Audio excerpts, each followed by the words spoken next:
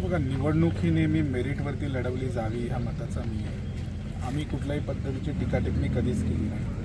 विकास आणि तळवडे जिल्हा परिषदेमध्ये येणारी 4 गावं भविष्याच्या दृष्टिकोनातून तिथे काय गरज आहे, कुठल्या पद्धतीच्या इन्फ्रास्ट्रक्चरच्या डेव्हलपमेंट झाल्या पाहिजे, येणाऱ्या काळामध्ये कुठली आव्हानं इथे उभी राहू शकतात या संदर्भातच आम्ही बोललो.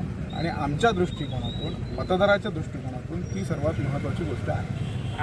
बघा, उत्स्फूर्त असा प्रतिसाद आहे, कार्यकर्त्यांची ही सगळी संघटनात्मक मेहनत आहे. त्यामुळे निश्चितपणे एक चांगलं यश इथे महायुती संपादित करेल. कुठच्या सर्वात महत्त्वाची गोष्ट म्हणजे ही जी गावं आहेत ही आता गावं राहिलेली आहेत, ही शहरीकरणाकडे ह्या गावांची वाटचाल आली.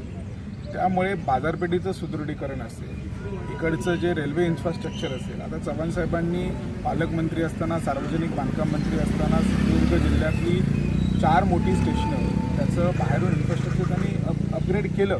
आता इथून पुढे इथे सावंतवाडीचं टर्मिनस असेल, तिथे जास्तीत जास्त थांबे मिळणं असेल, प्रवाशांसाठी सोयीसुविधा वाढवणं असेल, इकडच्या पाण्याच्या सुविधा ज्या असतील, आपण एक बघितलं तर मळगाव, निरवडे ह्या सगळ्या पट्ट्यामध्ये आता बऱ्यापैकी प्लॉटिंग आणि बाहेरचे संपूर्णपणे लोक जे आहेत ते इथे राहत आहेत, त्यांचं नंबर 1 चॉईस इथे आहे. त्याच्यासाठी अपग्रेडेशन झालं पाहिजे.